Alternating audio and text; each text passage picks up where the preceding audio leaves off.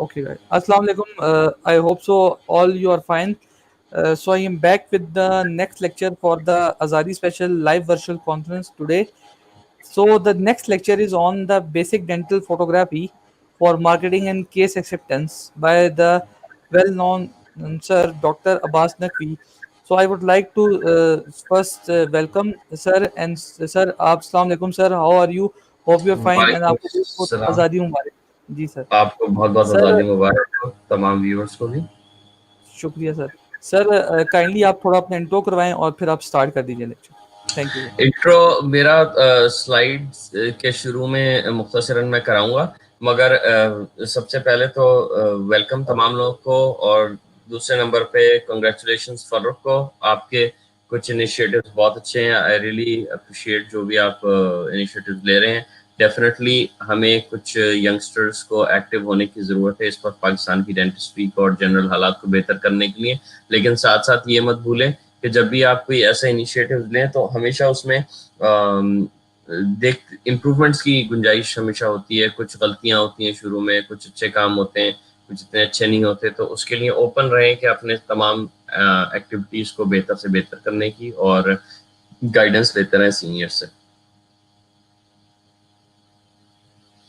जी अ, sir. अगली बात जो है, बात करेंगे डेंटल फोटोग्राफी फॉर मार्केटिंग और केस एक्सेप्टेंस की। लेकिन आज मैं थोड़ा सा ये डिफरेंट करना चाहता हूँ कि ये कॉन्वर्सेशन ज़्यादातर उर्दू में मैं करूँगा, क्योंकि आज हमारा कौमी दिन है, तो हम अपनी कौमी ज़बान में ही बात करेंगे। स्लाइड्स की मजबूरी है, बट कोशिश करूँगा कि जितना हो सके, जितना पॉसिबल हो, तो वो अपनी हम कौमी ज़बान में बात करें।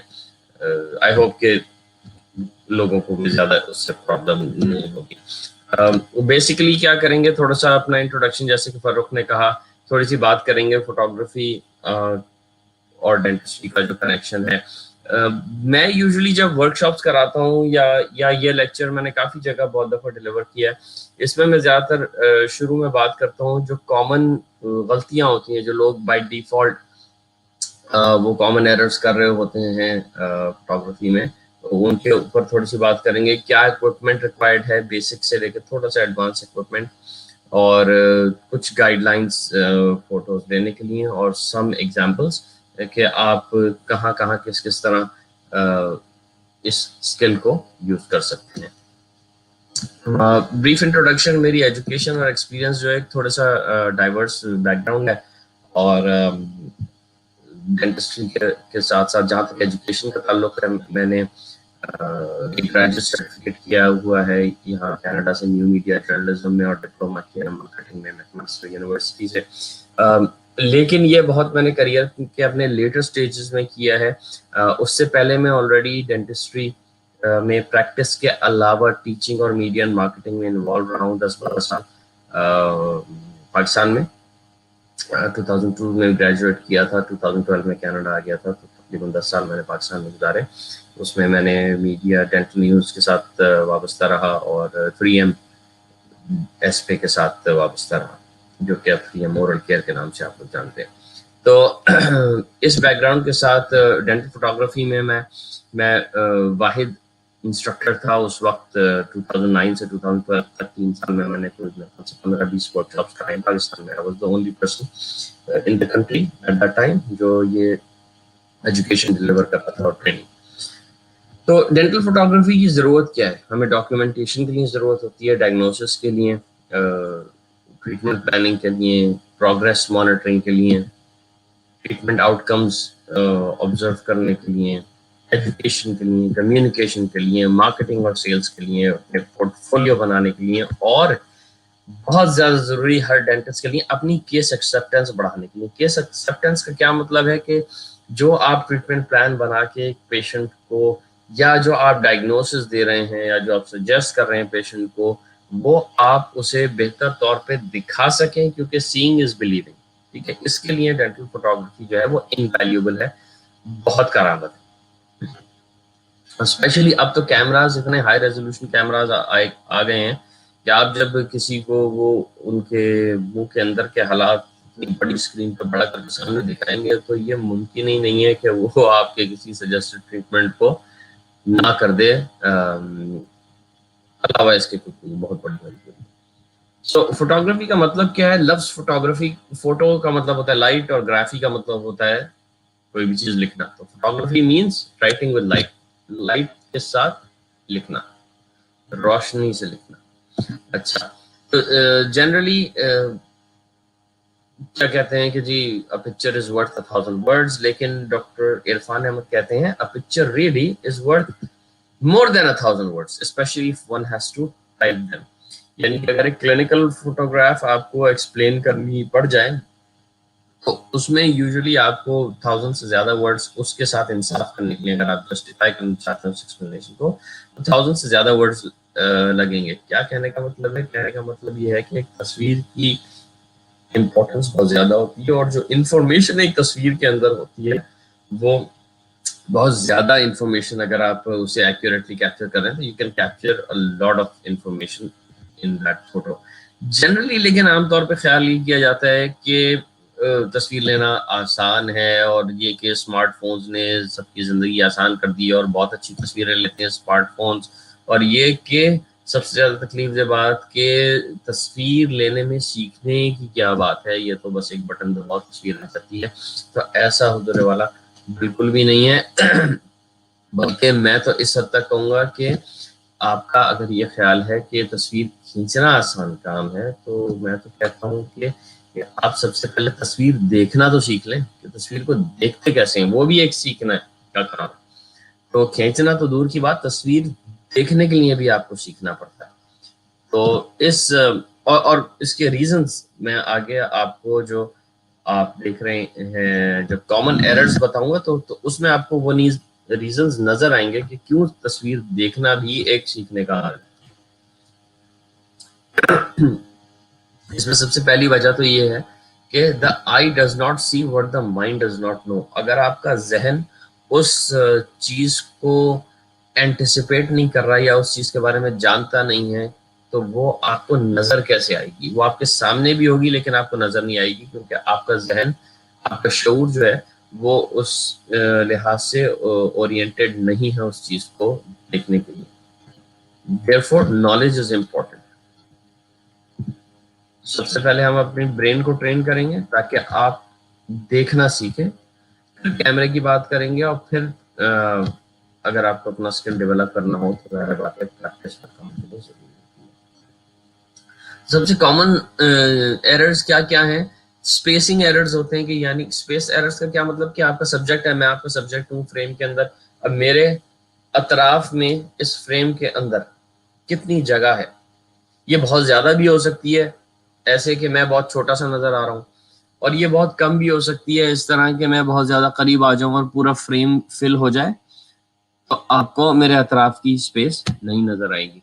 तो ये स्पेसिंग इश्यूज होते हैं। ये इस वक्त जैसे आप मुझे देख रहे हैं एक रीजनेबली बैलेंस्ड एक व्यू में देख रहे हैं। बैरल डिस्टॉर्शन क्या होता है? इसका भी ताल्लुक वाइड एंगल लेंसेज और किसी भी वाइड एंगल लेंस के बहुत करीब आ जाने से होता है। अब जैसे जैसे मैं करीब आता जा रहा हूँ, एक तो मैं खौफनाक लगता जा रहा हूँ, और दूसरा ये कि बैरल डिस्टॉर्शन आती जा रही है, एक गोलाई की सी फीलिंग तस्वीर के अंदर आती जा रही है, ये इसको बैरल बैरल डिस्टॉर्शन कहते हैं। ब्लर्स, बाज़ औक़ात तस्वीरों में ब्लर्स आ जाते हैं। ये ब्लर्स दो तीन, कम से कम तीन डिफरेंट तरह के ब्लर्स होते हैं। उसको आइडेंटिफाई करना ज़रूरी है कि आपकी आंख उस ब्लर को देख सके, आपकी आंख उस बैरल डिस्टॉर्शन को देख सके। फ्लैश की लाइट का एंगल कहाँ से रखना है? आपने स्ट्रेट रखना है, एंगल पे रखना है। एक्सपोजर, तस्वीर आया कि ज़्यादा ब्राइट है, ज़्यादा डार्क है, वेल बैलेंस्ड है, इसके लिए आपका जहन और आपकी आंख ट्रेन होनी चाहिए। क्लटर, बैकग्राउंड में क्लटर नहीं होना चाहिए। ह्यूज, कुछ कलर्स प्रीडोमिनेंटली आ जाते हैं आपकी तस्वीरों में, और वो आपकी तस्वीरों की कलर रेंडिशन जो है उसको मुतासर करते हैं। तो उसको देखने के लिए आपकी आंख और आपका जहन ट्रेन होना चाहिए। टिश्यू मैनेजमेंट कैसे करनी है? लिप्स को पीछे रखना है, चीक्स को बाहर रखना है तस्वीरों से। किन एंगल्स से तस्वीर खींचनी है? बाज नेचुरली अकरिंग एंगल्स जो हमें लगता है कि यार ये एंगल ठीक है, वो बाज़ औक़ात वो उतने ठीक नहीं होते जितने हमें लग रहे होते हैं। अब फिर एपर्चर की सेटिंग और दीगर कैमरे की सेटिंग्स हैं जो कि अफेक्ट करती हैं आपकी रिजल्टेंट इमेज को। सबसे पहले बात करते हैं डेड स्पेस की। अब ये देखिए सब्जेक्ट बीच में बैठी है और इसके अतराफ में स्पेस काफी ज्यादा है, तो ये सबसे पहला एक मामला है स्पेसिंग का। जब हमें एक एक्स्ट्रा ओरल इमेज की बात कर रहे हैं, चाहिए क्या होता है? चाहिए ये होता है, ठीक है। तो इसको देखें और इसको देखें, फिर इसको देखें, इसको देखें, इसको देखें। अब आपको फर्क समझ में आया कि डेड स्पेस क्या होती है। ये डेड स्पेस बहुत ज्यादा है जबकि आपको जरूरत इतनी है, ठीक है। ये एक मसला हो गया स्पेसिंग का।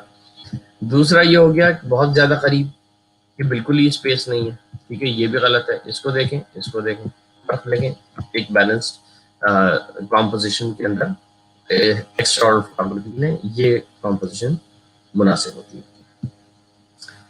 फिर बात करते हैं बैरल डिस्टॉर्शन की। ये देखें वाइड एंगल लेंस लेके फोटोग्राफर बहुत करीब चला गया सब्जेक्ट के, हर चीज जो है वो जरा बैरल टाइप नजर आने लगी है। और इसके मुकाबले में अगर आप वापस से उसी तस्वीर को देखें, इसमें क्या हुआ है, फोटोग्राफर पीछे चला गया और फोटोग्राफर ने लेंस चेंज की है, 100 mm की लेंस यूज की है और फिर ये तस्वीर शूट की है। यानी कि आप पीछे जाके जूम कर लें, वो ज्यादा बेहतर है बनिस्बत क्या फिजिकली इसके बहुत ज्यादा करीब है सब्जेक्ट के वाइड एंगल लेंस लेके। Focus, shake and motion blur, ये 3 तरह के ब्लर्स हैं। यानी कि एक वो ब्लर है जिसमें आपकी इमेज फोकस यानी कि शार्प नहीं होती, सॉफ्ट आती है, वो फोकस ब्लर होता है। एक शेक ब्लर होता है जिसमें आपका कैमरा हिल जाता है। अगर आप स्लो शटर स्पीड पे शूट कर रहे हैं और आपका कैमरा हिल जाता है तो पूरा फ्रेम जो है, सब्जेक्ट बैकग्राउंड दोनों चीजें ब्लर होंगी, हिली भी आएंगी। जबकि मोशन ब्लर में आपका बैकग्राउंड शार्प होगा, बैकग्राउंड हिला हुआ नहीं होगा, सब्जेक्ट हिला हुआ होगा, क्योंकि सब्जेक्ट के मोशन की वजह से वो ब्लर आ रहा है। तो ये समझना जरूरी है। और ये नजर कैसे आता है, ये एक शेक ब्लर की तस्वीर है। शेक ब्लर ओवरऑल हिला हुआ होता है। इसमें बैकग्राउंड आपको चूंकि प्लेन है इसलिए पता नहीं चलेगा कि हिला हुआ है, लेकिन जब इसमें बैकग्राउंड में कोई एलिमेंट्स होंगे तो ये बैकग्राउंड भी शेक नजर आएगा, हिला हुआ नजर आएगा। ये सॉफ्ट इमेज है, ये शार्प नहीं है बनिस्बत इसके। अब देखें आप इन दोनों को कंपेयर करें, ये पहले इसको देखें अब इसको देखें। बाज़ औक़ात क्या होता है कि जब ये तो हमने सॉफ्ट, ये इसको हमने ज्यादा सॉफ्ट रखा है ताकि आपको नजर आ सके, लेकिन जब ये कम सॉफ्ट होती है ना, सॉफ्ट तो फिर भी होती है लेकिन आपकी आंख उस वक्त नहीं डिटेक्ट कर पाती कि ये इमेज आउट ऑफ फोकस है। क्यों नहीं डिटेक्ट कर पाती? क्योंकि आपके कैमरे की एलसीडी बहुत छोटी होती है और उस छोटी एलसीडी पे वो शार्पनेस डिटेक्ट करना मुश्किल होता है, स्पेशली बिगिनर्स के लिए। तो लिहाजा जब आप कोई तस्वीर लें हमेशा उसको थोड़ा जूम इन करके देखें कि आया क्या आपका जो मेन सब्जेक्ट है वो शार्प है या नहीं, और शार्पनेस की डेफिनेशन ये आप देख लेंगे इस तरह शार्प। अच्छा, फ्लैश के एंगल का आप शैडोज पे क्या असर होता है, या फ्लैश के एंगल किस एंगल पे किस तरह के शैडोज बनते हैं। जाहिर बात है शैडोज इस तरह की फोटोग्राफी में, क्लिनिकल फोटोग्राफी में हमें शैडोज नहीं चाहिए होते, लेकिन ये कि अगर आप अपने कैमरे को सिर्फ उसके ऊपर, कैमरे के ऊपर जो पॉपअप फ्लैश होती है वो यूज कर रहे हैं और कैमरा आपने वर्टिकली ओरिएंट किया हुआ है, देखें फ्लैश एक साइड पे हो जाएगी और ऑपोजिट साइड पे शैडो आएगा और जो कि ऐसा नजर आएगा जो आप देख रहे हैं। अगर आपने कैमरे को आपने हॉरिजॉन्टल ही रखा है तो उसके लेंस के ऊपर एक फ्लैश पर लेंस के ऊपर आ जाती है, तो उससे थोड़ा सा शैडो कम हो जाता है क्योंकि वो बिल्कुल सेंटर में आ जाता है, स्ट्रेट लाइट जाती है तो शैडो बज़ाहिर थोड़ा सा कम नजर। अच्छा, शैडो के साइज का ताल्लुक एक और चीज से भी होता है। लाइट की डायरेक्शन तो एक बात हुई, लेकिन आपका बैकग्राउंड आपके सब्जेक्ट से कितना करीब और या कितना दूर है।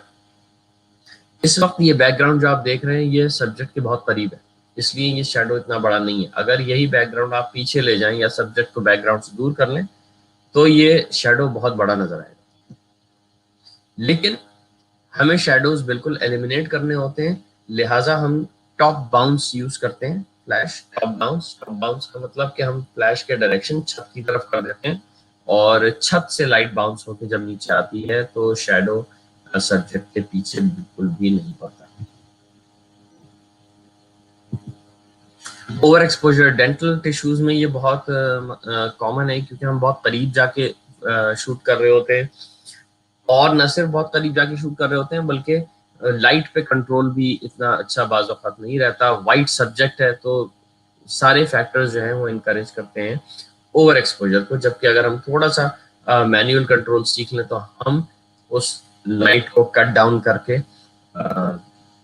सही कलर रेंडिशन जो है वो अचीव कर सकते हैं।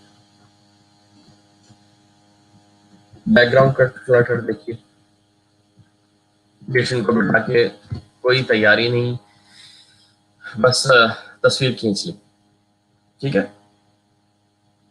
तो ये मुनासिब नहीं है।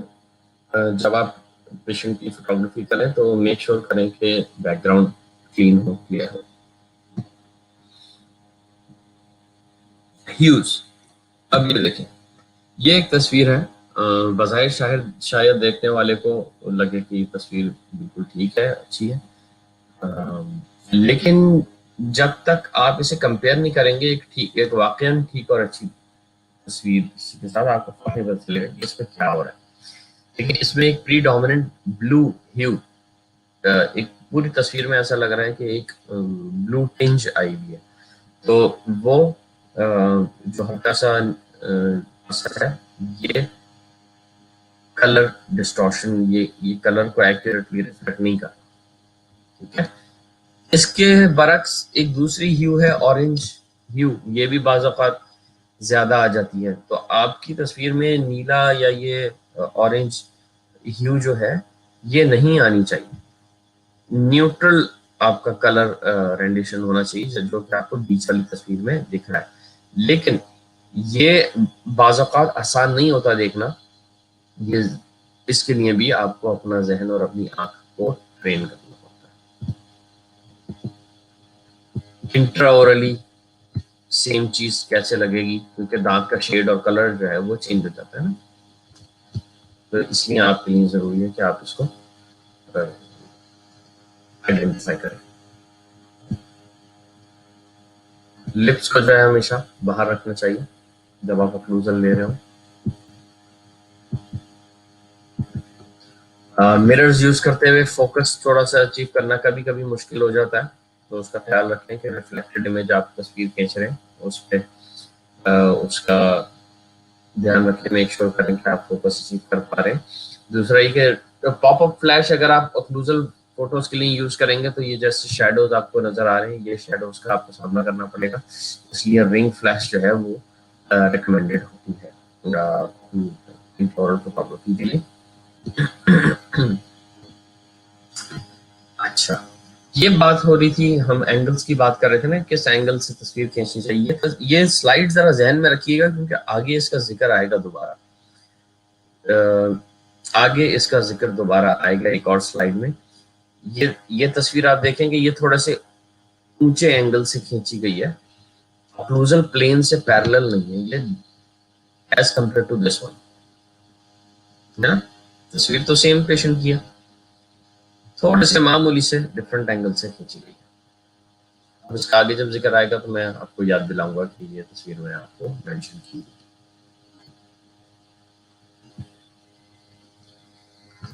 बल्कि आ ही गया ये। आप देखें पेशेंट को अगर साइड से, तो ये प्रोफाइल है और ये फेशियल प्लेन है जो कि तकरीबन पैरेलल है फेशियल प्लेन जो है फेस से, और ये एक एब्सोल्युटली हॉरिजॉन्टल प्लेन है, ठीक है, पर जो कि परपेंडिकुलर है फेशियल प्लेन से। अब होता क्या है कि जब हम ये तस्वीर खींच रहे होते हैं फ्रंटल फेशियल की, तो एक नेचुरल टेंडेंसी ये होती है कि आप ये जो मैंने हॉरिजॉन्टल दिखाया है रेड लाइन का, कि आप इस एंगल से फ्रंटल इमेज कैप्चर कर रहे होते हैं, जबकि आपको चाहिए क्या होता है, आपको चाहिए होता है एक ऐसा प्लेन जो कि ऑक्लूजल से पैरेलल हो, फेशियल से परपेंडिकुलर नहीं, ऑक्लूजल से पैरेलल। नेचुरल टेंडेंसी क्या है? फेशियल से परपेंडिकुलर। ये जो अभी आप देख रहे हैं ये नेचुरल टेंडेंसी है, लेकिन हमें चाहिए होता है ये, रादर ये ग्रीन वाला, जो कि ऑक्लूजल, क्योंकि ऑक्लूजल प्लेन थोड़ा सा टिल्टेड होता है ना, तो ऑक्लूजल से पैरेलल हमें होना होता है, फेशियल से परपेंडिकुलर नहीं। इन दोनों में थोड़ा सा फर्क होता है, और ये यही फर्क है जो आपने पिछली तस्वीर में देखा। अच्छा, एपर्चर साइज। बाज औकात एपर्चर आपने बहुत वाइड अगर ओपन कर लिया तो डेप्थ ऑफ फील्ड बहुत शैलो हो जाती है। अब आप देखें सिर्फ सामने के दांत शार्प है, फोकस में है, और पीछे ब्लर है, राइट। ये नतीजा है एपर्चर को बहुत ज्यादा वाइड ओपन रखने का। और एपर्चर को जब आप नैरो करेंगे तो आपका पूरा डेप्थ ऑफ फील्ड जो है वो शार्प हो जाएगी। लेकिन इसके साथ इसमें एक फर्क आएगा जो कि हम आगे बात करेंगे एडजस्टमेंट की, और वो इसमें एडजस्टमेंट हुई भी है, इसलिए आपको पता नहीं चल रहा। जब आप एपर्चर नैरो करेंगे तो लाइट बहुत कम हो जाएगी, बहुत बहुत कम हो जाएगी, और तस्वीर आपकी बहुत डार्क हो जाएगी। तो उसको कॉम्पनसेट करने के लिए आपको या तो शटर स्पीड एडजस्ट करनी पड़ेगी, या आईएसओ एडजस्ट करनी पड़ेगी, या अमाउंट ऑफ लाइट एडजस्ट करनी पड़ेगी, ठीक है। तो ये जो दो तीन बेसिक एलिमेंट्स है ना, ये एक दूसरे के साथ इंटरप्ले करते हैं। शटर, एपर्चर, आईएसओ और लाइट की अमाउंट, ये चारों आपस में रिलेटेड है, और यही चार बेसिकली फोटोग्राफी का गेम इन्हीं चार खिलाड़ियों के दरमियान होता है। तो आपको इन चार एस्पेक्ट्स पे अगर आप उबूर हासिल कर लें तो यू कैन मास्टर फोटोग्राफी। तो बॉटम लाइन क्या है, हमें एक तो समझ नहीं है इन कंपोनेंट्स की, हमारे पास इक्विपमेंट ठीक नहीं होता, और हमारी स्किल जो है वो लैकिंग होती है। इन एरियाज को हमें फोकस करके एड्रेस करना है। और ये कि हमारा सब्जेक्ट वाइट है, वाइट सब्जेक्ट जो होते हैं वो थोड़े से ट्रिकी होते हैं फोटोग्राफ करने के लिए। तो किस्मत हमारी कि हमें एक वाइट सब्जेक्ट मिला है, लेकिन बहरहाल नॉलेज से और स्किल से, प्रैक्टिस से हम इस स्किल को मास्टर कर सकते हैं। तो कंक्लूजन क्या है? Photography is the art and science of writing with light, ठीक है। ये एक आर्ट है, एक स्किल है, एक साइंस है। ये नाइकॉन, कैनन, ओलंपस, सोनी इसका झगड़ा नहीं है। तो इसको कभी भी आप इस झगड़े को कंफ्यूज ना करें फोटोग्राफी के साथ। आप जो भी कैमरा यूज करें, जो भी ब्रांड यूज करें, अगर आप फोटोग्राफी की समझ है, आप उससे डिजायर्ड रिजल्ट दे सकते हैं। अब ये देखें लाइट की डायरेक्शन के साथ कितना फर्क पड़ता है, कि सब्जेक्ट यही है, एक मॉडल है जिसको हमने सीधा सीधा फ्लैश के साथ फोटोग्राफ किया हुआ है, सामने से लाइट मार दी, और ये वही मॉडल है, लेकिन हमने दो लाइटें यूज की हैं डिफरेंट डायरेक्शन से, डिफरेंट इंटेंसिटीज के साथ, और आप रिजल्ट देख सकते हैं कि कितनी ज्यादा डिटेल आपको अब इसके अंदर नजर आ रही है, ठीक है। बहुत सारी चीजें जो आपको पहली तस्वीर में नहीं नजर आ रही थी वो अब नजर आना शुरू हो गई, ज्यादा वाजे हो गई। तो ये एक छोटी सी एग्जांपल है इफेक्ट ऑफ लाइटिंग। ये एक सीरीज है तस्वीरों की, 4 डिफरेंट सेटिंग्स के ऊपर तस्वीरें ली गई हैं। पहली वाली कैमरा भी ऑटो पे है, फ्लैश भी ऑटो पे है। इसमें कैमरा ऑटो पे था, फ्लैश मैनुअल पे थी। इस पे कैमरा ऑटो पे था, फ्लैश बंद थी, फ्लैश यूज ही नहीं हुई थी। और इसमें फ्लैश और कैमरा दोनों मैन्युअली यूज किए गए। देखिए कितना कंट्रोल आ गया है इसमें एक्सपोजर में। कितनी ज्यादा डिटेल आप पहले के मुकाबले में इसमें देख सकते हैं। और अब ये तस्वीर आखिर में मैंने किसी वजह से डाली है, सिर्फ एक पॉइंट समझाने के लिए, कि देखें इस तस्वीर में फरूख आप हैं मौजूद, आप नजर तो नहीं आ रहे, लेकिन आप आप आ सकते हैं 1 मिनट के लिए वापस? यस सर, जी सर। अच्छा फरूक, आपने ह्यू क्रोमा वैल्यू के बारे में तो सुना होगा, जी सर, सुना हुआ। है ना? तो क्या होता है ह्यू क्रोमा वैल्यू? सर ये है ना, लाइट की 3 प्रॉपर्टीज़, उसमें क्रोमा में सैचुरेशन आती है, ह्यू में कलर आ जाता है बेसिकली, और तीसरा क्या बताया आपने? ह्यू, क्रोमा, कलर, हाँ। और एक में value. Sir value, yes sir. Value में ब्राइटनेस की लेवल आता है ना, मतलब लेवल ऑफ व्हाइट, ब्लैक, ठीक है। मेरा एक छोटा सा सवाल है आपसे कि जो इस जी। वक्त आप तस्वीर देख रहे हैं, हुँ। इसमें कोई ह्यू है? ह्यू लग नहीं रहा, नहीं। कलर कोई ब्लैक कलर ही है। तो, कलर तो है ही नहीं, नहीं ना तस्वीर में। नहीं है सर, नहीं है सर। कलर नहीं है तो इसका मतलब है ह्यू नहीं है। अ, नहीं, ह्यू नहीं है ना? नहीं है, अब नहीं है। ह्यू नहीं है तो इसका मतलब है कि क्रोमा भी नहीं है। क्रोमा भी नहीं है, वैल्यू कह सकते हैं। सिर्फ वैल्यू है इस तस्वीर में, जी, जी, लेकिन तस्वीर आपको नजर आ रही है फिर भी। जी सर, तस्वीर का कोई ऐसा एस्पेक्ट नहीं है जो आपको नजर ना आ रहा हो। ऐसा ही तो है सर। आपको हो सकता है क्लास में बताया हो, नहीं बताया हो तो हम बता देते हैं कि इन तीनों में कहते हैं कि वैल्यू सबसे ज्यादा इंपॉर्टेंट होती है।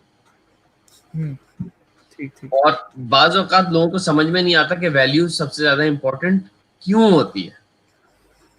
हुँ, हुँ। तो ये जो तस्वीर आपको अभी भी नजर आ रही है, इसमें सिर्फ वैल्यू है। ठीक अगर सर, हम वैल्यू के बजाय सिर्फ ह्यू और क्रोमा छोड़ दें और वैल्यू निकाल दें तो ये तस्वीर आपको नजर नहीं आएगी, या कम से कम इस तरह नजर नहीं आएगी। सही ठीक है है? सर। इसलिए वैल्यू डिक्टेट करती है हर चीज को। तो वैल्यू इसलिए सबसे ज्यादा इम्पोर्टेंट होती है। थैंक यू फरूक, मैंने आपको परेशान करना मकसद नहीं था, बट मैंने कहा थोड़ा सा इंटरैक्टिव कर लेना बातचीत को।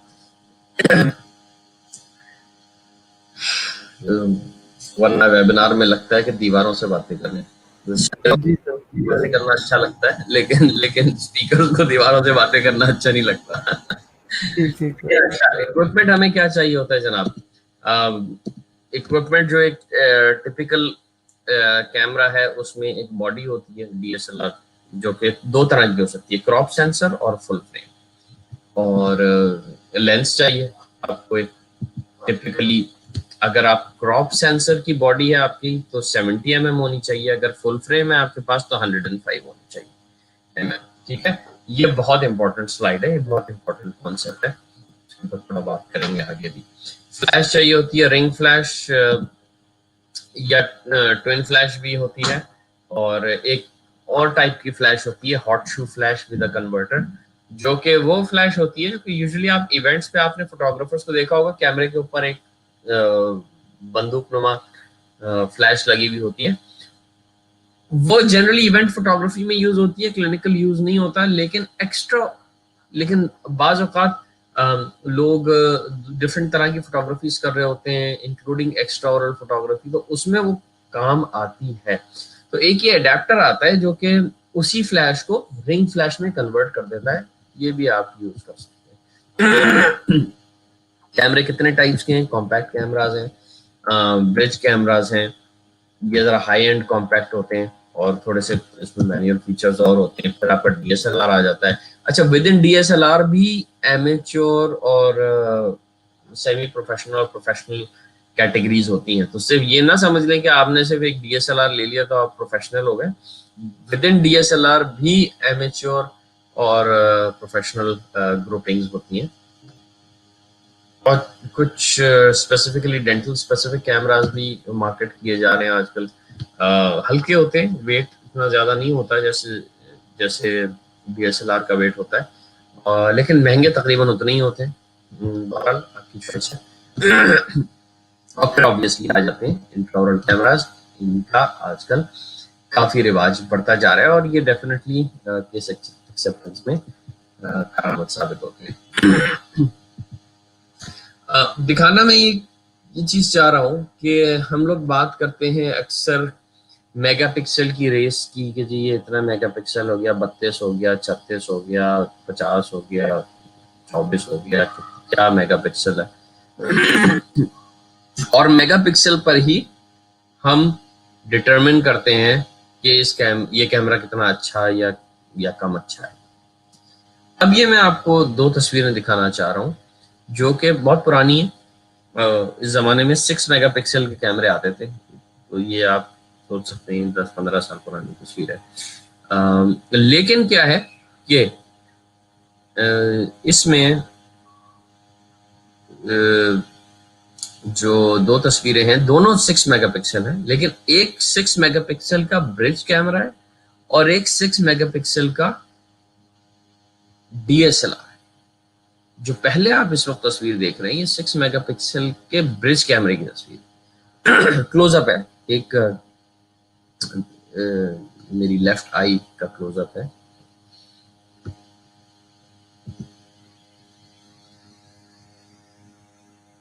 ये फर्क मुझे नहीं पता आपने नोट किया नहीं किया, मैं एक दफा दोबारा इसको वापस ले जाता हूँ। अब तस्वीर की शार्पनेस में आप फर्क तस्वीर ये दिखाने का मकसद ये है कि मेगापिक्सल तो सिर्फ साइज होता है तस्वीर का, कि तस्वीर कितनी बड़ी है। जैसे शर्ट है ना, शर्ट स्मॉल साइज है, मीडियम है, लार्ज है, एक्स्ट्रा लार्ज है। मेगापिक्सल सिर्फ साइज है।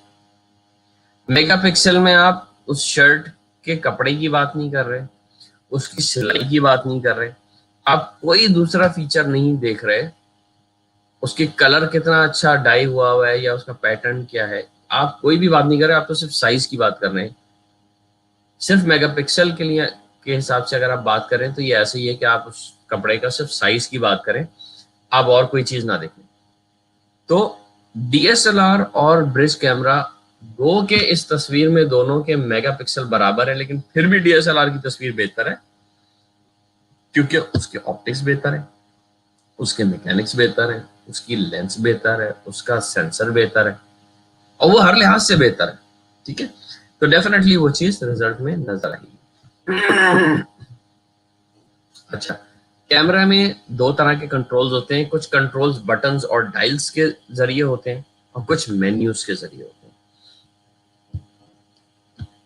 बटन और डायल्स वाले कैमरे जिनके बॉडी के ऊपर बटन्स और डायल्स ज्यादा होते हैं वो ज्यादा आसान होते हैं यूज करना और उनकी सेटिंग्स चेंज करना ज्यादा क्विकली आप उनकी सेटिंग्स चेंज कर सकते हैं क्योंकि उनमें जो मोस्ट कॉमन सेटिंग्स होती हैं वो उन बटन्स और डायल्स में होती हैं। जबकि एक ऐसा कैमरा जो कि बज़ाहिर बहुत सादा बहुत आसान लग रहा हो, उसमें 3 ही बटन हो, जी इसमें सिर्फ पावर का बटन है, इसमें शटर रिलीज का बटन है और जूम है, 3 बटन है इसके ऊपर, ये तो बहुत ही आसान होगा। लेकिन वही कैमरा सबसे ज्यादा मुश्किल होता है क्योंकि उसके सारे फंक्शंस मेन्यूज के अंदर होते हैं और हर छोटी सी चीज चेंज करने के लिए आपको मेन्यू में जाना पड़ता है। तो कोशिश करें कि वो कैमरे लें जिनके ऊपर बटन और डायल्स बहुत ज्यादा हों और जो कैमरा बज़ाहिर जितना आसान लग रहा होता है वो दर हकीकत उसको यूज करना और उसमें से अपनी मतलब का अपनी मर्जी का रिजल्ट लेना उतना ही मुश्किल होता है। डीएसएलआर लेने का एक फायदा और है कि आपके पास अगर बजट नहीं है कि आप पूरा सिस्टम इंप्लीमेंट कर सकें, आप उसे ग्रेजुअली कर सकते हैं। आप सिर्फ DSLR regular body regular lens के साथ ले लें, कुछ अर्से बाद आप मैक्रो लेंस ले लें, जब आपके पास पैसे हो जाए मजीद आप रिंग या ट्विन फ्लैश ले लें। तो ये इन्वेस्टमेंट आपकी वेस्ट नहीं होती। जबकि अगर आप डीएसएलआर के अलावा कोई भी दूसरा कैमरा लेंगे, जब भी आप उसको अपग्रेड करना होगा आपको वो पुराना कैमरा डिस्पोज करना होगा। अब आजकल ये जरूर है कि मिररलेस कैमरास जो आ रहे हैं वो बहुत अच्छे हैं, छोटे हैं, लाइट हैं और उसमें भी डीएसएलआर की तरह आप लेंसेज चेंज कर सकते हैं। So that is an option. Types of flashes की बात कर लेते हैं। देखें, बेसिकली एक ट्विन फ्लैश होती है, एक रिंग फ्लैश होती है और ये तीसरा कन्वर्टर जिसकी मैं बात कर रहा था कि ये हॉट शू फ्लैश होता है। ये यूजुअली इवेंट फोटोग्राफी में यूज होता है या एक्सट्रा फोटोग्राफी में पॉप डाउन्स के लिए। इसी के आगे आप कन्वर्टर लगा लें तो ये रिंग फ्लैश का भी काम करता है। रिंग फ्लैश और ट्विन फ्लैश में एक बहुत बुनियादी फर्क है, वो ये कि जनरल उसूल एक याद रखें कि जब भी आप किसी चीज को सामने से इल्यूमिनेट करते हैं ना, सामने से लाइट फेंकते हैं उसके ऊपर, ये कोई बहुत बेस्ट डायरेक्शन नहीं होती लाइटिंग। सबसे खूबसूरत रिजल्ट नहीं आता इस फ्रंटल लाइटिंग में, लेकिन जरूरत पूरी करने के लिए ये काफी होता है। तो लिहाजा रिंग फ्लैश जो है वो आप ऐसे काम जिसमें बहुत ज्यादा एस्थेटिक इन्वॉल्वमेंट नहीं है या बहुत ज्यादा आपने बारीकी नहीं दिखानी, मोटा मोटा जनरल एक इमेज लेके करनी, उसके लिए तो रिंग फ्लैश बहुत अच्छी होती है। लेकिन अगर आपको एस्थेटिक डिटेल्स और बारीकी में जाना है तो फिर ट्विन फ्लैश एक बेहतर ऑप्शन है। क्यों, ये भी बता देते हैं। ये तस्वीरें हैं, लेफ्ट पे आपकी स्क्रीन पे आप देख सकते हैं रिंग फ्लैश का रिजल्ट। रिंग फ्लैश सामने से इल्यूमिनेट करती है, लिहाजा आपका बक्कल कॉरिडोर भी इल्यूमिनेट हो जाता है, अंदर तक सब कुछ इल्यूमिनेट हो जाता है। ट्विन फ्लैश जो है वो आपका बक्कल कॉरिडोर इल्यूमिनेट नहीं करती है, सिर्फ एंटीरियर टीथ इल्यूमिनेट करती है, क्योंकि साइड से लाइट आ रही होती है तो चीक्स की वजह से वो लाइट अंदर नहीं जा पाती। लेकिन एस्थेटिकली इसका रिजल्ट कहीं ज्यादा अच्छा होता है रिंग फ्लैश के मुकाबले। कैमरे के अलावा आपको क्या क्या चीजें जरूरत पड़ती है, किन किन चीजों की, रिट्रैक्टर्स हो गए, सीक रिट्रैक्टर्स हो गए, वेस्टिब्यूल के लिए हो गया, और इसमें सेपरेट वर्जन भी आता है, इसमें जुड़ा हुआ वर्जन भी आता है, प्लास्टिक के भी आते हैं, बैटरी के भी आते हैं। इंट्राओरल कैमरों या इंट्राओरल मिरर्स की आपको जरूरत पड़ेगी, डिफरेंट शेप्स और साइजेस में अवेलेबल होते हैं। कॉन्ट्रास्टर्स की जरूरत पड़ती है आपको ओरल कैविटी का बैकग्राउंड एनवायरनमेंट ब्लॉक करने के लिए। तो ये सारी चीजें जरूरी नहीं कि आप एक साथ लें, लेकिन गाहे बगाहे आप अपने आर्मामेंटेरियम में इसका इजाफा कर सकते हैं। अच्छा, तस्वीर में क्या क्या देखना होता है जनाब? शुरू में हमने बहुत जोर दिया इस बात पे कि तस्वीर को देखना बहुत जरूरी है। एक तो हमने कॉमन एरर्स आपको दिखाए ताकि आपकी का जहन, आपकी आंखें ट्रेन हो जाए तस्वीर को देखने के लिए। दूसरा जहन में ये रखें कि कॉम्पोजिशन का एलिमेंट, फोकस, एक्सपोजर और कलर, ये चार कंपोनेंट्स पे आपकी नजर होनी चाहिए जब भी आप किसी तस्वीर को एवेल्युएट कर रहे हो। ठीक है, अब समझते हैं कि पाथवे ऑफ लाइट क्या है कैमरे के अंदर। फ्लैश के जरिए लेंस के थ्रू लाइट गुजर रही होती है। लेंस जो है वो मुख्तलिफ फोकल लेंस की होती है। यूजुअली क्लिनिकल में हम 100 mm यूज करते हैं। अगर आप जूम, जैसे हम कहते हैं आम लैंग्वेज में, जूम जब आप बढ़ा रहे होते हैं तो आप फोकल लेंथ बढ़ा रहे होते हैं, जब आप जूम घटा रहे होते हैं तो आप फोकल लेंथ घटा रहे होते हैं। फिक्स लेंस जो है वो 100 mm की आइडियल है, लेकिन इसके ऊपर और इसके नीचे भी लेंसेज होती हैं, यूज कर सकते हैं आप। जो 35 mm से नीचे फोकल लेंथ की लेंसेज होती हैं उन्हें वाइड एंगल कहते हैं। 35 mm को स्टैंडर्ड कहते हैं, 50 mm को नॉर्मल कहते हैं, क्योंकि 50 mm की लेंस जो है वो दुनिया को इसी तरह देखती है जैसे एक नॉर्मल ह्यूमन आई देखती है। आई थिंक 46 डिग्रीज उसका फील्ड ऑफ व्यू होता है। तो ये टर्मिनोलॉजीज थोड़ा सा आपके लिए ध्यान में रखना इम्पोर्टेंट है। और अगर आप उससे ऊपर चले जाएं तो फिर टेलीफोटो कैटेगरी शुरू हो जाती है। जब लाइट लेंस में से गुजरती है तो फिर उसको एपर्चर से गुजरना पड़ता है। एपर्चर एक ओपनिंग होती है जो कि कम भी हो सकती है, ज्यादा भी हो सकती है। एपर्चर की ओपनिंग जितनी ज्यादा होगी, जैसे कि f2 में होती है, तो लाइट बहुत ज्यादा पास होगी। अगर एपर्चर की ओपनिंग छोटी होगी, यानी कि नंबर बड़ा होगा, 22 जो है होता है वो छोटा होता है। इसको आप ऐसे समझ सकते हैं कि जब एपर्चर खुलता है तो लाइट ज्यादा आता है, और जब अपर्चर ज्यादा खुलता है तो लाइट और ज्यादा, जब अपर्चर खुलता है तो लाइट आता है, और जब अपर्चर ज्यादा खुलता है तो लाइट ज्यादा आता है। ठीक है, लेकिन अपर्चर खुलने और ज्यादा खुलने का जो इंडिकेशन है वो आपको f2 से लेके 22 और या 32 तक भी जाता है एक्चुअली, और इसके दरमियान जो नंबर्स हैं वो बताएंगे। तो f2 या f1.8 जो है वो एक बहुत वाइड एपर्चर कहलाता है, और जो f22, 32 और बीच में 16 ये नैरो होता जाता है, छोटा होता जाता है। जितना नंबर बड़ा होता जाता है उतना एपर्चर छोटा होता जाता है। ठीक है, increased means narrow, decrease which means decreased light. जितना ज्यादा नंबर होगा उतना एपर्चर नैरो होगा, जितना नैरो होगा उतनी लाइट कम। शटर एक बेसिकली पर्दा है। ये पर्दा जो है ये बॉडी के अंदर होता है, ये लेंस में नहीं होता। जनरली इसको जब हम एक्सप्रेस करते हैं होल नंबर्स में करते हैं 125 250, लेकिन इसका मतलब होता है fraction of a second. So 125 means 1/25 of a second, एक सेकंड का 125वां हिस्सा, और 250 एक सेकंड का 250वां हिस्सा। तो इसमें 250 ज्यादा तेज है 125 के मुकाबले में, और ये और स्लो होता जाता है। जितना स्लो करना चाहें, जितना तेज करना चाहें, आजकल के कैमरास सब कुछ हैंडल कर सकते हैं।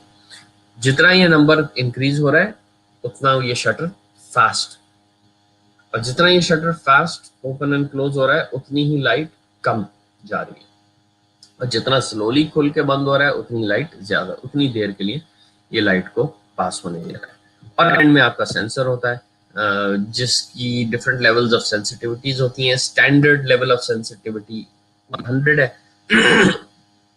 आप इससे ऊपर इसको कहीं काफी चेंज कर सकते हैं, लेकिन 100 इज द आइडियल स्टैंडर्ड। तो जनरली आप अगर इस स्लाइड को और से देखें तो इसमें आपको जो क्लिनिकल फोटोग्राफी के पैरामीटर्स हैं मोस्टली आपको इसमें मिल जाते हैं। 4-5 वेरिएबल्स हैं, ठीक है। फ्लैश आप अपने एक्सपोजर के हिसाब से एडजस्ट करेंगे। लेंस आप 100 mm का यूज करेंगे। एपर्चर यूजुअली इंट्राऑरल फोटोग्राफी में f16, f22, f30 में इस रेंज में जाती है, और शटर जो है 125 से 250 की रेंज में जाती है। ISO आपने 100 रखना होता है। तो आप अगर देखें तो इसमें बहुत ज्यादा सेटिंग्स आपको चेंज करने की जरूरत पड़ती नहीं है। ज्यादा से ज्यादा आपको एपर्चर की सेटिंग चेंज करने की जरूरत पड़ेगी, and that's not a lot. वो थोड़ा बहुत आप काम करेंगे आपको समझ में आ जाएगा कैसा है। तो इतना कॉम्प्लिकेटेड नहीं है, तो डरने की जरूरत नहीं है। फोटोग्राफी से थोड़ा सा आप बेसिक ओरिएंटेशन हासिल कर लें तो काम हो जाता है। ये एक विजुअल रिप्रेजेंटेशन, लेंस, एपर्चर, ये मिरर को टकरा के आप ऊपर से DSLR में देख रहे होते हैं। जब ये मिरर नहीं होता तो लाइट, जब आप तस्वीर खींचते तो ये मिरर ऊपर उठ जाता है, और लेंस एपर्चर के जरिए शटर से गुजरती हुई लाइट जो है वो सेंसर के ऊपर पड़ती है, ठीक है। एक्सपोजर जो है वो बेसिकली किस चीज से, जो आपका नेट एक्सपोजर है वो किस चीज से डिटरमिन होता है? लेंस के एपर्चर से, कितना ओपन है, कितना नैरो है। बॉडी के शटर से, कितना तेज खुल रहा है, कितना आहिस्ता बंद हो रहा है। सेंसर का ISO क्या है? सेंसर की ISO क्या है? Sensitivity of the sensor to light. इसमें अमाउंट ऑफ लाइट नहीं चेंज हो रही, अमाउंट ऑफ लाइट कांस्टेंट है। देखिए, जब आप लेंस का एपर्चर चेंज कर रहे हैं तो आप अमाउंट ऑफ लाइट चेंज कर रहे हैं। जब आप शटर चेंज कर रहे हैं तो आप अमाउंट ऑफ लाइट चेंज कर रहे हैं। जब आप सेंसर का ISO चेंज कर रहे हैं तो आप अमाउंट ऑफ लाइट चेंज नहीं कर रहे, आप सिर्फ सेंसर का response to that amount of light change कर रहे हैं। यानी कि जैसे जैसे 100 से 200, 400, 800, 1600, 24 इस तरह ऊपर जाता जाएगा, वो सेंसर उसी लाइट को ज्यादा रिस्पॉन्ड करेगा और तस्वीर ब्राइट होती जाएगी। और जैसे जैसे ब्राइट होती जाएगी उसमें थोड़ी सी डिग्रेडेशन भी होती जाएगी। और चौथा कंपोनेंट है लाइट का। तो ये 4 कंपोनेंट मिलके बनते हैं, मिलके आपका एक्सपोजर डिटरमिन करते हैं। इस स्लाइड में मैं 2 लेफ्ट और राइट पे कंपेयर कर रहा हूँ, वो फैक्टर्स जो तस्वीर को ब्राइट करते हैं, और राइट पे वो फैक्टर्स जो तस्वीर को डार्क करते हैं। तो अगर आप लाइट बढ़ा देंगे तस्वीर ब्राइट हो जाएगी, अगर आप एपर्चर को वाइड कर देंगे तस्वीर ब्राइट हो जाएगी, अगर आप शटर स्पीड को स्लो कर देंगे तस्वीर ब्राइट हो जाएगी, अगर आप ISO बढ़ा देंगे तस्वीर ब्राइट हो जाएगी। और यही तमाम चीजें अगर आप कम कर दें, उल्टा कर दें, तस्वीर डार्क हो जाएगी। आप लाइट को लेस कर दें, तस्वीर डार्क हो जाएगी। आप एपर्चर को नैरो कर दें, तस्वीर डार्क हो जाएगी क्योंकि उससे लाइट कम हो जाएगी। आप शटर्स को तेज कर दें, बहुत तेज कर दें, तस्वीर डार्क हो जाएगी। और आप ISO को कम कर दें, तस्वीर डार्क हो जाएगी। ये अपर्चर आप देख सकते हैं कि ये नैरो से लेके वाइड और उसके बीच में जितनी भी सेटिंग्स हैं, डिफरेंट जो आप नंबर्स यूज कर रहे होते हैं वो इस तरह शो होते हैं, इस तरह रिएक्ट करता है अपर्चर। और शटर स्पीड का ताल्लुक जहां लाइट से होता है वहीं शटर स्पीड का ताल्लुक मोशन ब्लर से भी होता है। अगर आप बहुत तेज शटर स्पीड रख रहे हैं तो आपको जो सब्जेक्ट है वो बिल्कुल फ्रोजन आएगा, यानी कि अगर स्पोर्ट्स कार भी बहुत ज्यादा स्पीड में जा रही है लेकिन वो जब तस्वीर आएगी तो ऐसा लगेगा जैसे वो खड़ी हुई है। ये फास्ट शटर स्पीड का कमाल है। लेकिन जो स्लो शटर स्पीड है उसमें वो चलती हुई चीज जो है वो ब्लर हो जाएगी। और यूजुअली 160 130 से नीचे आप जो हैंड हेल्ड होता है ना वो फिर मुश्किल होता है एक्सक्यूज मी काम करना, क्योंकि फिर आपका हाथ भी शेक करने लगता है तो तस्वीर में शेक आ जाता है। तो लिहाजा जब आप स्लो शटर स्पीड के ऊपर जा रहे होते हैं तो आपको बेहतर ये होता है कि आप ट्राइपॉड यूज करें। अच्छा, शुरू में हमने बात की थी कि कैमरे की बॉडीज दो तरह की होती हैं, क्रॉप सेंसर और फुल फ्रेम। और ये मैं दोबारा आपको याद दिला दूं कि ये बहुत इंपॉर्टेंट एस्पेक्ट होता है इसको समझना कि आपका कैमरा क्रॉप सेंसर है या फुल फ्रेम। इसके लिए आप ये जो ब्लू और येलो का कॉम्बिनेशन आपको नजर आ रहा है सामने, इसके ऊपर गौर करें। जो स्टैंडर्ड प्रोफेशनल स्टैंडर्ड है वो तो फुल फ्रेम है यानी कि ब्लू, लेकिन कुछ एमेच्योर कैमरास जो हैं वो क्रॉप सेंसर यानी कि एक छोटा सेंसर यूज करते हैं और इसके साइज में तकरीबन इतना फर्क होता है जितना आपको नजर आ रहा है इस वक्त स्क्रीन पे। रिलेटिव साइज की बात करूं तो तो क्रॉप सेंसर जो होता है वो येलो वाला है और फुल फ्रेम। अब अगर आपने कैमरा लिया हुआ है क्रॉप सेंसर वाला तो लेंसेज की जो फोकल लेंथ है वो हमेशा स्टैंडर्ड लैंग्वेज में ही यूज होती है, एज इफ कि वो फुल फ्रेम पे यूज कर रहे हो। तो अगर आप फुल फ्रेम पे 100 mm की लेंस आप फुल फ्रेम पे यूज कर रहे हैं तो आपको ये तस्वीर मिलेगी लेफ्ट पे। यही लेंस आप निकाल के अगर क्रॉप पे लगा दें तो आपकी तस्वीर चेंज हो जाएगी माफ कीजिएगा, ये तस्वीर आपको मिलेगी। और ये 100 mm की तस्वीर नहीं है, ये वो तस्वीर है जो इस कैमरे पे आपको 150 mm की लेंस से मिलेगी। तो आपको एक मल्टीपल फैक्टर यूज करना पड़ेगा, ये थोड़ा कंफ्यूजिंग हो जाता है लोगों के लिए। इसके लिए मैं सिर्फ आपको आसान सा यही फॉर्मूला बताऊंगा कि अगर आपके पास क्रॉप सेंसर है तो आप 70 mm की लेंस यूज करें क्लिनिकल फोटोग्राफी के लिए, और अगर आपके पास फुल फ्रेम है तो आप 100 mm की यूज करें। क्योंकि अगर आपने क्रॉप सेंसर के ऊपर 100 mm की लेंस लगा दी तो वो एक्ट करेगी एज अ 150 mm लेंस। तो देख लें अगर if that suits you, but इस चीज का ख्याल रखें। बेसिक व्यूज क्या है, एक्स्ट्राओरल, इंट्राओरल।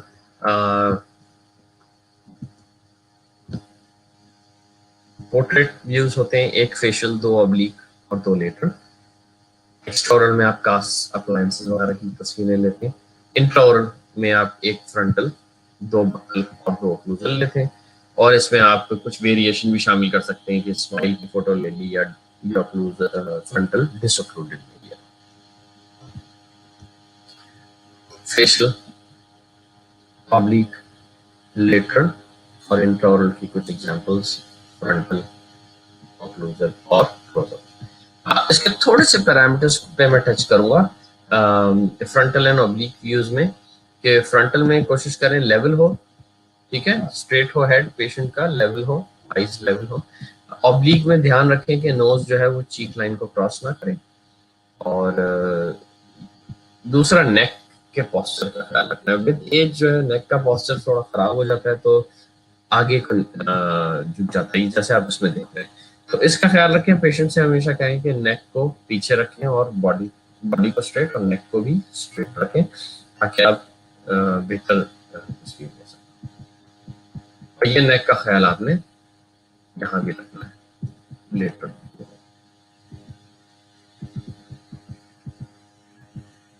इंट्राओरल व्यूज आप फ्रंटल, ऑक्लूडेड, डिसऑक्लूडेड ले सकते हैं। प्रोग्रेस मॉनिटरिंग में इंपॉर्टेंट ये होता है कि आपके एंगल कंसिस्टेंट है। जैसे ये तस्वीर है, पेशेंट को इनिशियल लीजन था, फिर ये बढ़ गया, फिर वो मेडिकेट हुई और फिर वो हील हो गया लीजन। ये प्रोग्रेस आप देख सकते हैं सितंबर 2007, जनवरी 2008, अप्रैल 2008, तकरीबन मतलब 7-8 महीने के ड्यूरेशन के ऊपर ये मुहित है ये मॉनिटरिंग। मार्केटिंग में फोटोग्राफी का बहुत ज्यादा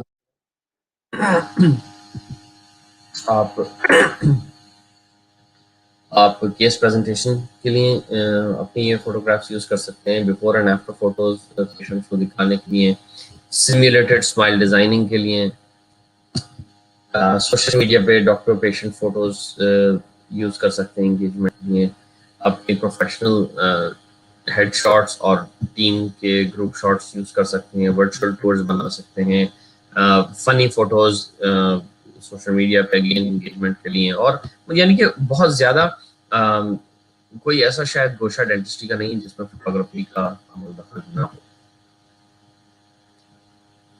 केस एक्सेप्टेंस के ऊपर एक दफा फिर बात करते हैं। इसका क्या मतलब है कि हम अगर सिर्फ कहें पेशेंट से कि जी आपके आगे के दांत सामने के जो है वो रोटेट हुए हुए हैं और उनको सीधा करना है, ठीक है, सब आप भी बता सकते हैं। और फिर आप इतनी बड़ी उनको तस्वीर एक दिखा सकते हैं जिसमें आप एक एक दांत के ऊपर उनको हाईलाइट करके दिखाएं कि ये दांत कैसे टेढ़े हुए में हैं, ये कैसे अलाइनमेंट से आउट हैं और इनका क्या नुकसान होगा पेशेंट को, उसकी ओरल हेल्थ पे। आप सिर्फ पेशेंट से कह सकते हैं कि जी आपके दांत अंदरूनी सतह जो है वो एसिड से खराब हुई हुई है और उसको ट्रीटमेंट की जरूरत है। और उसके साथ साथ आप ये तस्वीर अगर दिखा दें कि ये वो जनाब आली, ये हैं वो दांत जिनकी हम बात कर रहे हैं, ये हैं वो सबूत, ये हैं वो दांत जिनको हमें ट्रीट करना है या आपको प्रॉब्लम कॉज कर रहे हैं, तो पेशेंट जो है वो शायद आपकी सजेस्टेड ट्रीटमेंट को आसानी से एक्सेप्ट कर लें। फिर पेशेंट्स को हमेशा बिफोर आफ्टर, सिर्फ नए पेशेंट्स को नहीं, जो पेशेंट जिनकी ट्रीटमेंट की है उनको भी बिफोर आफ्टर आपको देखना चाहिए ताकि वो भी आपके काम को ज्यादा अप्रिशिएट करें। प्रोफेशनल टीम शॉट्स देखें, हमेशा आपकी वेबसाइट पे आपके फ्लायर्स के ऊपर आपकी टीम की जो प्रोफेशनल फोटोग्राफ्स है वो आपकी एक बहुत अच्छी इमेज दिखता है। आप ग्रुप फोटोज भी यूज कर सकते हैं, हमेशा ओरिजिनल यूज करें। वॉक थ्रू वर्चुअल टूर्स भी बन सकते हैं। अब ये एक कॉन्सेप्ट है हेडशॉट का कि क्या इंपॉर्टेंस है हेडशॉट की। आपका हेडशॉट आपका ब्रांड स्टेटमेंट, आपकी तस्वीर ऐसी भी हो सकती है, लेकिन इस तस्वीर को आप इसके बजाय ऐसा भी कर सकते हैं। आप शादी में गए थे, शादी की तस्वीरें निकाल के आपने लगा दी अपने लिंक्डइन प्रोफाइल पे, ये मुनासिब है कि वो प्रोफेशनली डन काम हो। आप स्पोर्ट्स के किसी इवेंट पे गए थे, वहां पे आपने तस्वीर खींची, वो आपने लगा दी, जो तस्वीर बस आपको अच्छी लगी, पसंद आई, वो आपने अपने प्रोफेशनल पोर्टफोलियो पे लगा दी। That is completely inappropriate. आप इसको प्रॉपर्ली ट्रीट करें, प्रोफेशनली ट्रीट करें, ये आपकी इमेज के लिए बहुत जरूरत है। और इसके अलावा आप कॉर्पोरेट स्टाइल पोर्ट्रेचर भी करवा सकते हैं, जैसे कि इन साहब का है, ये मैंने ही शूट किया था। And you can also do this. तो अभी क्या करते हैं, आज हमने क्या बात की, फोटोग्राफी और डेंटिस्ट्री के ताल्लुक पे बात की। मेरा ख्याल से टाइमिंग बिल्कुल मुनासिब है, हम बिल्कुल करीब आ गए हैं अपनी टाइमलाइन के। कॉमन एरर्स के ऊपर बात की हमने, इक्विपमेंट के ऊपर बात की कि क्या क्या चाहिए, उसके कुछ प्रोज एंड कॉन्स की बात की, कुछ स्पेसिफिक कॉन्सेप्ट्स की बात की, और फोटोग्राफी के मुख्तलिफ यूजेस की कुछ एग्जाम्पल देखी।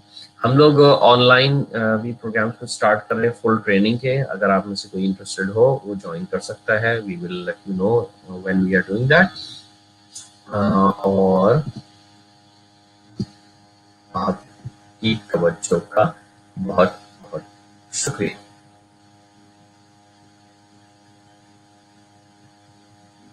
Thanks lot sir, it was a very great lecture and वाकई एक नई चीज़ सीखने का मौका मिला आपके थ्रू। रेंटल फोटोग्राफी अभी तक नाम ही सुना था, लेकिन आज कुछ ना कुछ पता भी चल गया इससे मुतालिक। अच्छा सर, शुक्रिया बहुत बहुत आपका। एक दफ़ा फिर आपको जश्न आज़ादी मुबारक। खुदा आपको हाफिज़। भी खुदा हाफिज।